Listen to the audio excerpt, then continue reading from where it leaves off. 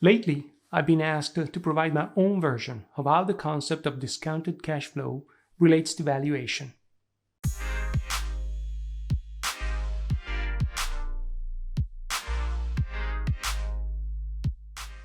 I'm a senior partner of Exponential, a consultancy based in Milan, Italy, with an extensive knowledge of finance and a 20-year-long experience in corporate, private, and investment banking, as a tutor during training sessions in traditional classroom settings, and as a former teacher at the University of Siena.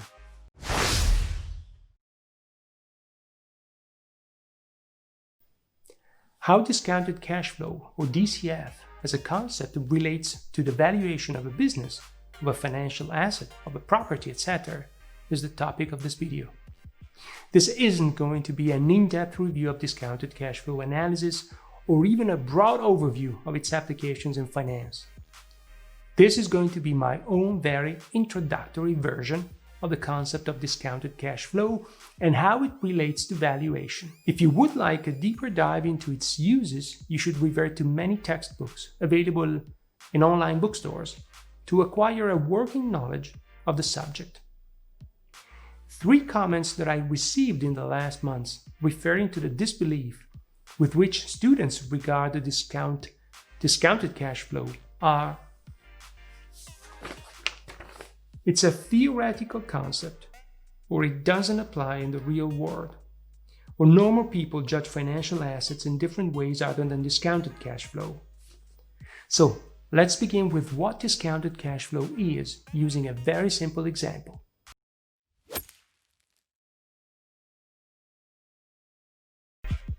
Let's say you are a photographer willing to buy a second-hand lens you expect to resell in a 1-year time at 100 euros or dollars or pounds. You get it. You are about to make an investment in working capital, by the way. How much is that investment worth now? Let's say you want a 10% return on your investment. What does that mean in practical terms?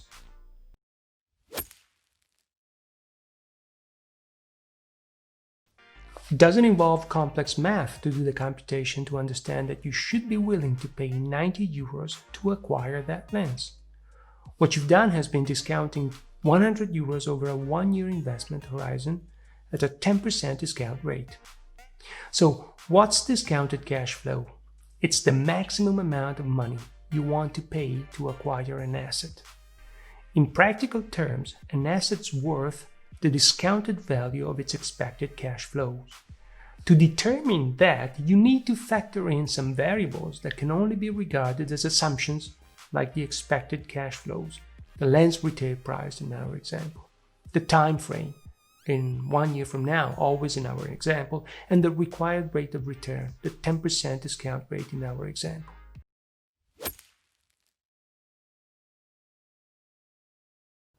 The math involved is called discounting and breaks down to the equation you see now here on the right that I had prepared on this spreadsheet's canvas before. It means that the higher the expected cash flow, the higher the DCF's value, and that the lower the required return, the higher the DCF's value, and that the closer in time the expected cash flow, the higher the DCF's value.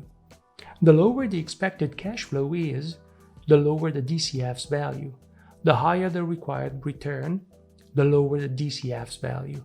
The farther in time the expected cash flow, the lower the DCF's value. Let's say you expect now to resell the lens in a 2-year time. This brings down its DCF value to around 83 euros. After undoing, using Command Z on a Mac, let's say that the lens will retail for about 95 euros. This brings down the DCF's value to 86.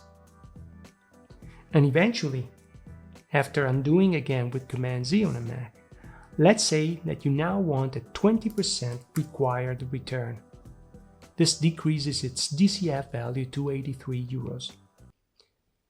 What if you had purchased the lens for 90 euros?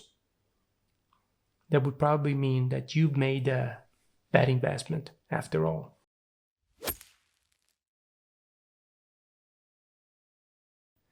An asset's DCF value is thus the present value of all its expected cash flows spanning the investment horizon. The higher an asset's expected cash flows are, the more you should be willing to pay to acquire that asset. The farther apart at the moment you want to acquire an asset and its expected cash flows, the lower you should be willing to pay as a purchase price. And finally, the higher is the required return, the lower is the price you should be ready to pay for an asset. It may already be clear that the required return on an asset is related to the risk it involves and equates to the discount rate used in the computation which is carried out.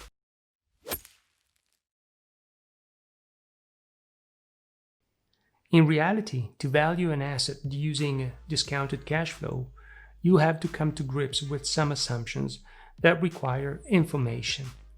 Though these assumptions can look no more than educated or informed guesses, they can really boil down to precise numbers in some cases. You need to narrow down the possible range those variables can take by acquiring detailed information. For a beginner, determining an asset's value using DCF requires as much science as much art. Though the latter will never be negligible, the former is affected by expertise and best practices in a well-determined field of application, like when valuing corporate bonds, real property, or equity.